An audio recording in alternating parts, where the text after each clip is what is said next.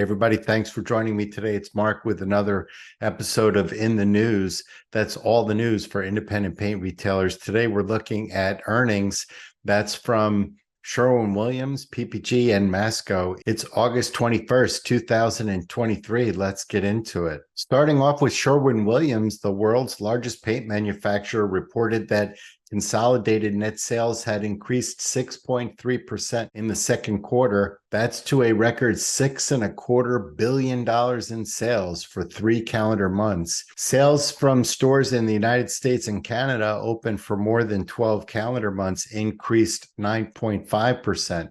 In that quarter. And so that's in line. Sherwin-Williams reporting sales and results in line with expectations considering the rate of inflation. One thing that's interesting before we dig into the minutia of the information that they've shared, even though sales were only up 6%, net income for the company increased almost 40%, 38.9% to $3.07 a share. So like many corporations around the United States right now and in Canada, a lot of the inflation in the price of paint is being caused by excessive profit margins being taken as compared to what large corporations were taking just a few short years ago. And so here in the paint industry, we see an example of that in Sherwin-Williams. Sherwin-Williams Chief Executive John Morikis said, "Our team delivered strong results in the second quarter as sales exceeded expectations in all three segments," which is true, but he doesn't remind you that he had expected sales in all three segments to suck. And he said that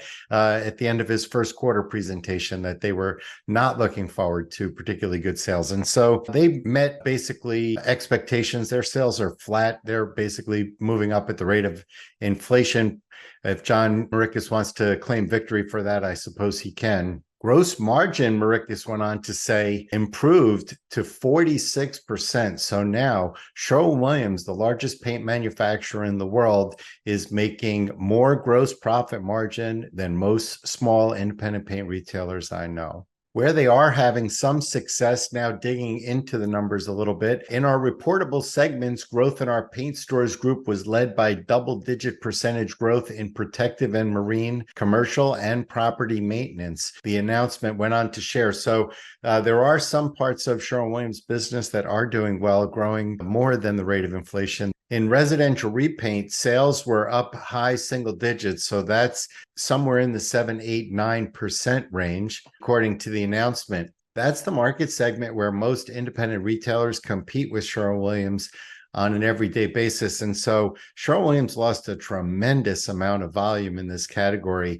during the pandemic and during some product shortages that they had due to a supply chain crisis that went on for about a year. And it doesn't look like, with their sales in resi repaint growing at the rate of inflation, or perhaps even a little less than the rate of inflation, it doesn't look like they're having much success taking that business back. And that's really good news for Benjamin Moore retailers around the United States, who picked up, by my estimation, several hundred million. I've done some work just trying to calculate that, just sort of back of the napkin, and it could be easily in the $400 million range that they picked up from Sherwin-Williams. And so good for Benjamin Moore, good for their retailers to be hanging on to that business. Sales in the Consumer Brands Group, which is primarily products that they make for the big boxes, some products that you still might find in some dealer stores. These went up low single-digit percentages in North America, and so very little growth. In fact, probably negative growth. The DIY segment continues to be very challenging for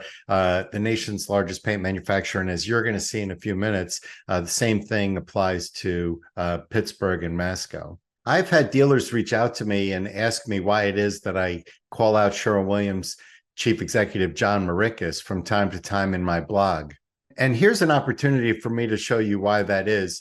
In his CEO remarks, Morikis began the presentation by saying, "Our team delivered very strong results in the second quarter." And that's great that he started out like that and everybody got to hear that.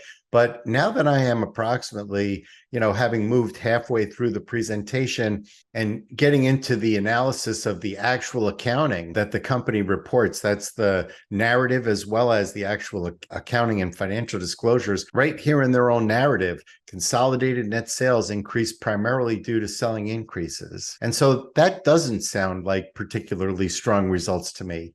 And so that's why I like to point that out, is just to say that I note that disparity. Speaking to the paint store group, that's their 4,000 or so stores around the United States. Net sales in the paint store group increased primarily due to mid-single digit volume growth across most end markets, as well as selling price increases, which impacted sales in the mid-single digit percentage. So what they're telling you here is that the paint store groups went up mid-single digit percentage and that they had price increases in the mid-single digit percentage. So the paint store groups not seeing any growth in real volume at any time during the second quarter. They are saying that profitability out of the paint store group continues to increase as the sales that they are hanging on to are coming in at a significantly higher margin. And so Sherwin-Williams clearly hanging on to the money that this opportunity has brought them. And I think that's contrary to what most of us were expecting. I think that a lot of this volume that Sherwin-Williams lost to Benjamin Moore retailers over the last number of years, I spoke to a lot of retailers who were expecting Sherwin-Williams to sort of drop their prices and sort of come back and try to get that business. But we are not seeing that. Sherwin-Williams right now intently focusing their efforts on raising their profit margins. Chief Executive Officer John Mauricas in his comments also added that as a result of our better than expected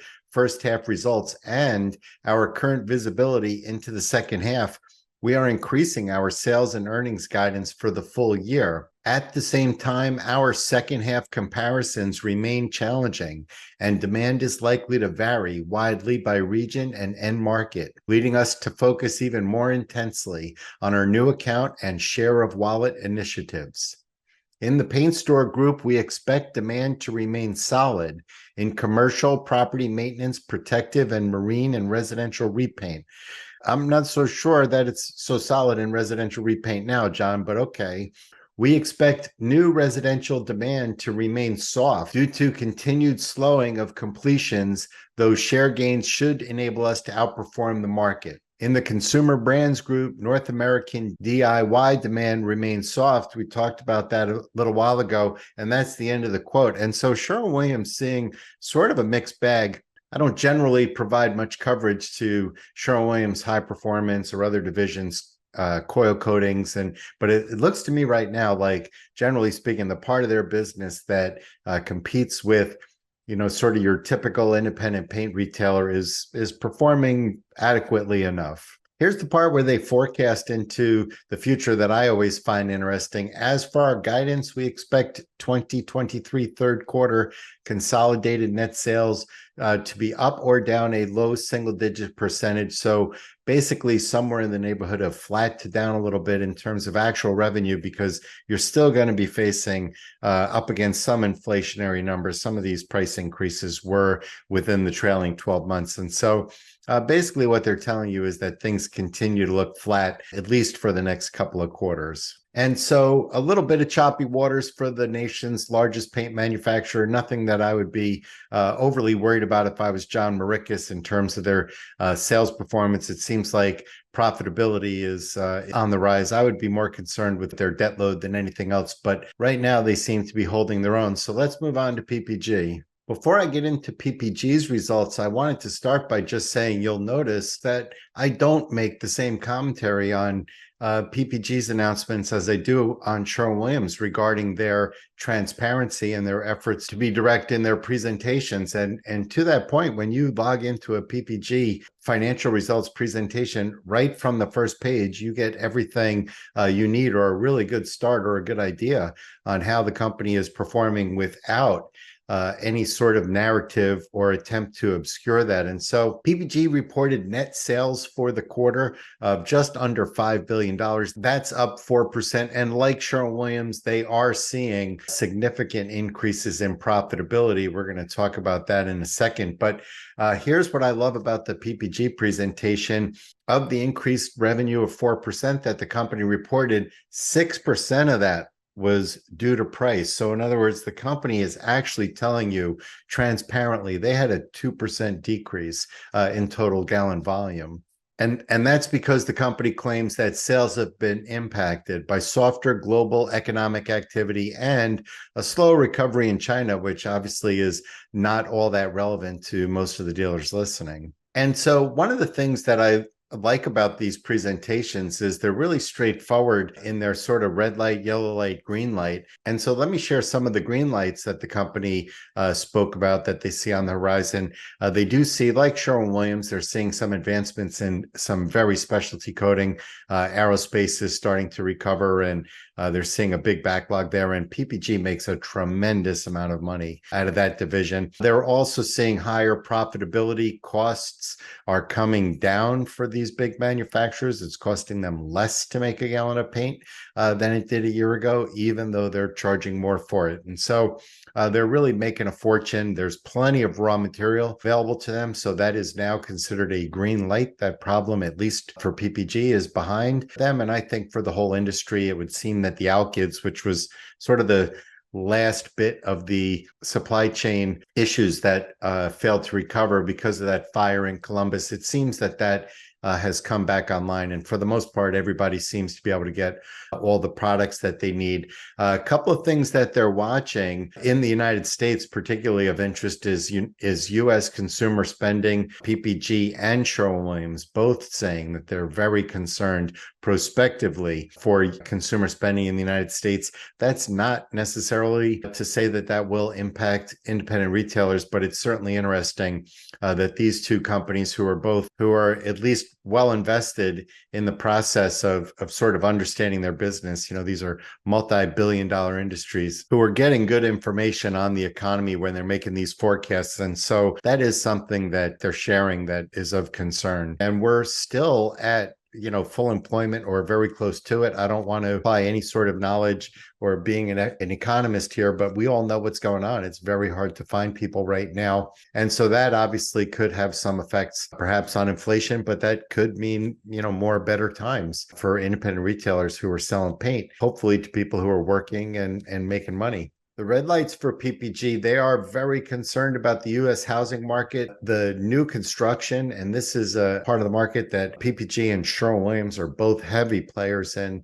New construction, obviously with interest rates being as high, and we can all sort of read about what's going on there if you have any interest in that topic. And so this area has really been a struggle for both of the major paint manufacturers, and I think that they're both expecting it to stay that way. They're both worried about rising interest rates. And so I think that there's some real concerns how that'll affect the near future for paint sales. But I do think that there's reason for dealers to maybe not share so much of that concern, because a lot of that is really going to big retail. And I think we're going to a different market that's not affected that same way.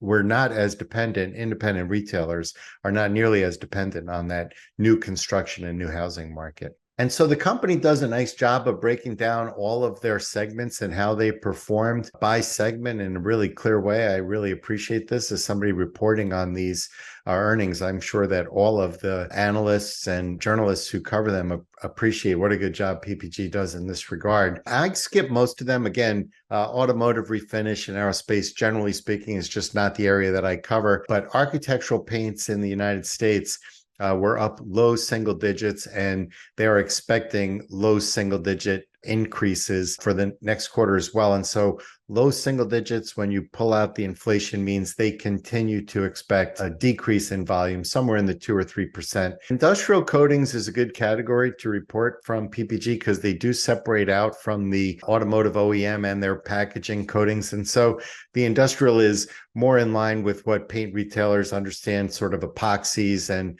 other heavy industrial tank linings and other products that many retailers that I know do deal with. And in that market segment, PPG is forecasting that segment should see mid-single digits reduction in volume. And so that area really struggling. Before we move on to Masco, let me just make one other mention from the PPG presentation. PPG has really ambitious sustainability goals for the reduction of their carbon footprint and the effect that the company has on the planet.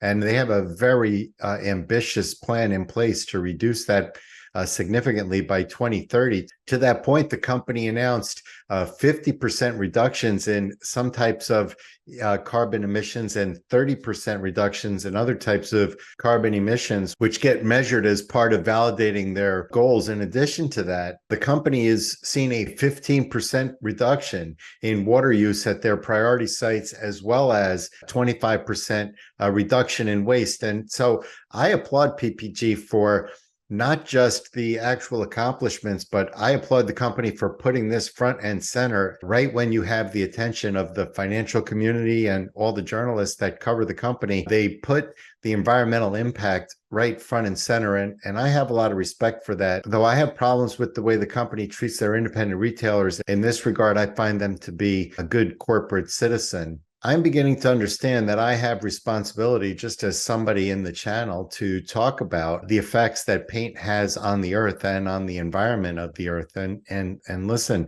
paint is made from earthen pigments. The resins are made from fossil fuels, which are drilled from deep inside of the earth. They're dangerous to access, they're dangerous to process, and they're dangerous to transport. As recently as a few weeks ago, you might have noticed this Sherwin-Williams plant fire, and the company did a good job. This fire was out very quickly and they were able to contain it. I saw some drone footage as well as some fire remediation, because that fire did not spread. And when you consider that the plant was making industrial products, so think about the types of solvents that were there, and this really could have been a calamity. And so I'm finding more and more I'm prepared to accept my responsibility, and that's why I want to call out to everybody and say, listen, we're all selling paint, so we're all part of the problem. Microplastics from paint are polluting our oceans. They're polluting our bodies. I applaud PPG for accepting their responsibility in trying to fix this. And in fact, I call on Sherwin-Williams and Benjamin Moore and the other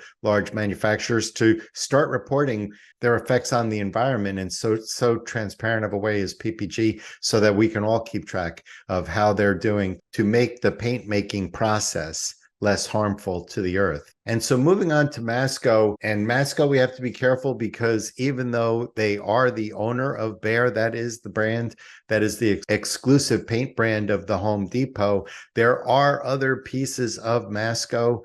Masco is more than just paint. They're a large manufacturer of plumbing fixtures. And so I will tell you that the top line at Masco, that's their total revenue, decreased 10% for the second quarter. And that was inclusive of some inflation. So really a big hit for Masco. But I want to talk about just the paint numbers separately, because generally speaking, I don't find that the results in the plumbing all that relevant. And so in the decorative architectural products segment, that's the segment of Masco that is just Behr paint and what other paint brands they own. Total segment revenue decreased 8%, and that is up against some inflationary pressure as well. So an enormous drop in volume of paint sales at the Home Depot. Revenue in paints and other coating products decreased mid-single digits. So Home Depot really having some trouble selling paint right now. Pro paint sales, and that's a segment of the market that Home Depot is constantly working on. They've spent quite a lot of money, tens of millions of dollars, developing an app trying to break into this segment. In this segment for the second quarter, pro paint sales declined mid-single digits.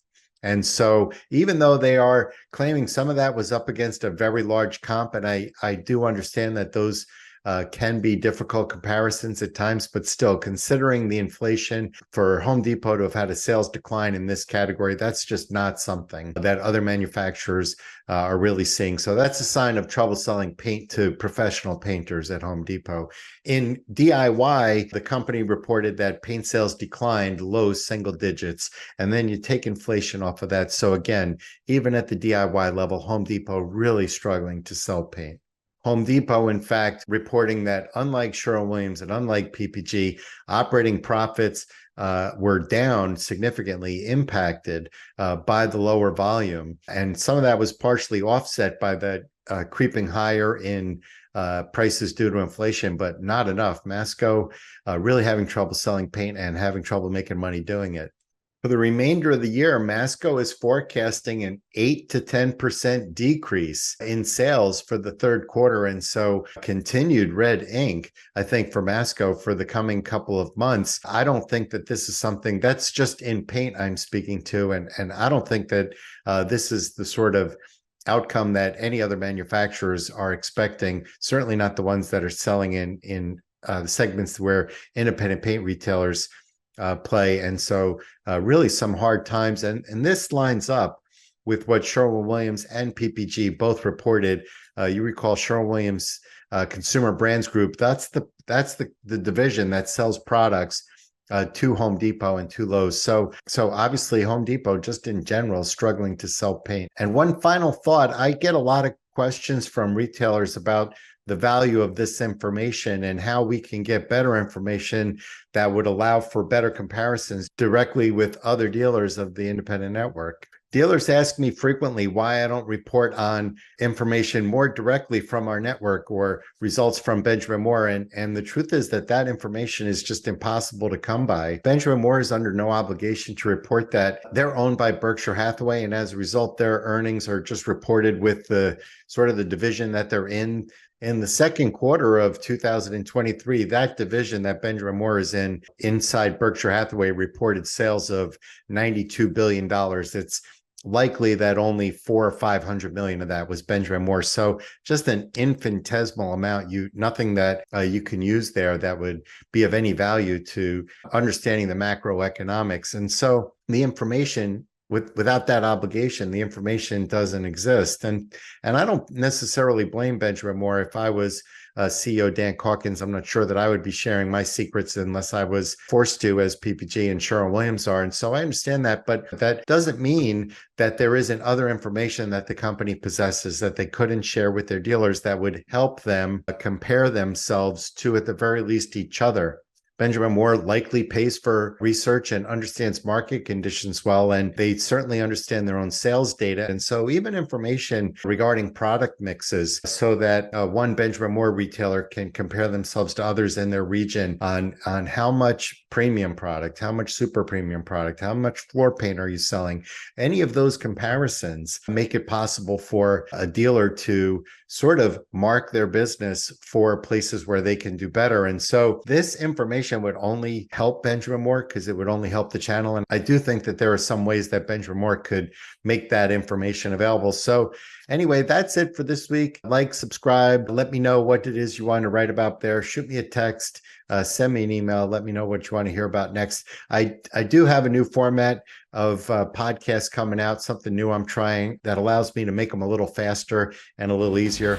And so I'll have that out to you sometime in the next couple of weeks.